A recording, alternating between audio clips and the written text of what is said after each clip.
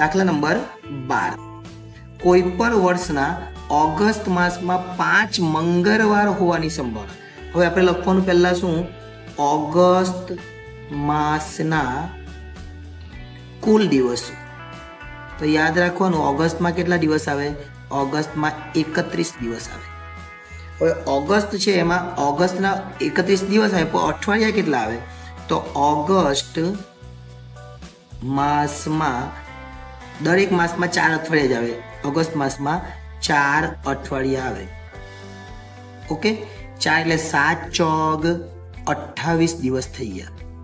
આ 28 દિવસ તો થઈ ગયા. તો વધારાના દિવસ કેટલા, તો આપણે લખવાનું વધારાના, મેઇન જવાબ આ જ છે, વધારાના દિવસો બરાબર. કુલ દિવસ 31, એમાંથી 7 ચોક 28 તો નીકળી ગયા, કે દરેક વાર 7 વાર તો આવવાનો છે. હવે મેક્સિમમ 4 વાર તો આવવાનો છે. હવે મેક્સિમમ જે 5મો વાર આવે એની વાત છે. એટલે વધારાના દિવસ કેટલા છે, 3.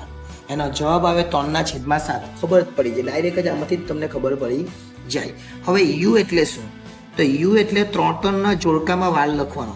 3 જોડકામાં એટલે કેવું, જોજો ખાસ ધ્યાન આપજો. પહેલા આપણે લખવાનું, ધારો કે આ વાર કયો છે, મંગળવાર, તો એક વાર મંગળામાં આવવો જોઈએ. એટલે રવિ, સોમ, મંગળ, આ 3નું એક જોડકું થયું. એ જ રીતના હવે સોમ, મંગળ, બુધનું એક જોડકું બનાવવાનું. સોમ, મંગળ, બુધ. બીજી વાર આવ્યું. એ જ રીતના હવે અહીંયા 2 આવે ને તો 2ના જોડકા બનાવવાના. એટલે 3નું જોડકું. હવે રવિ, સોમ, મંગળ, બુધ. હવે ક્યાંથી ચાલુ કરવાનું, અહીંયા સોમથી ચાલુ કરતો, અહીંયા ચાલુ કરવાનું મંગળથી. મંગળ, બુધ, ગુરુ. મંગળ, બુધ, ગુરુ. હવે બુધથી ચાલુ કરવાનું. એ રવિ, સોમ, મંગળ, હવે બુધ. બુધ, ગુરુ, શુક્ર. હવે ગુરુ, શુક્ર, શનિ. હવે ગુરુવાર આવી ગયો, હવે શુક્રવારથી શુક્ર, શનિ, રવિ. અને હવે શુક્ર આવી ગયો એટલે શનિવારથી શનિ, રવિ, સોમ. 7 જોડકા બનવાય. 1 2 3 4 5 6 અને 7.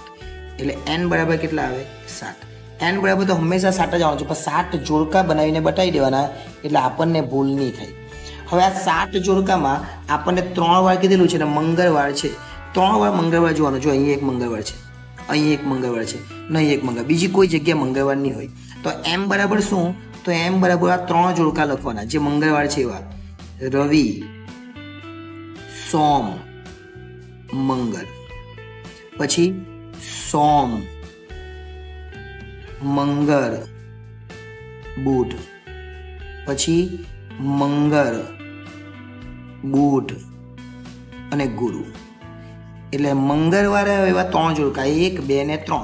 એટલે m બરાબર કેટલા આવે, 3. m બરાબર 3 આવી ગયો. હવે છેલ્લે આપણે લખી દેવાનું pa બરાબર m/n. મેં તમને શું કહ્યું, જે વધારાના દિવસ આવે એ જ જવાબ. એટલે m બરાબર 3 અને n બરાબર 7. એટલે આપણો છેલ્લો જવાબ શું આવે, n/, એટલે m એટલે 3/7. અને ખૂબ અગત્યનો દાખલો કહેવાય. હવે ધારો કે તમને બીજો કોઈ બી મહિનો પૂછે તો તમે આ રીતે કરી નાખવાનું. ધારો કે ડિસેમ્બર પૂછે, ડિસેમ્બરમાં 31 દિવસ, 31 માંથી 28 જાય તો 3 આવે. ધારો કે એપ્રિલ પૂછે તો એપ્રિલમાં 30 દિવસ, 30 માંથી 28 જાય તો 2, એટલે 2/7 જવાબ આવે. એટલે ખૂબ અગત્યનો દાખલો ગણાવી શકાય.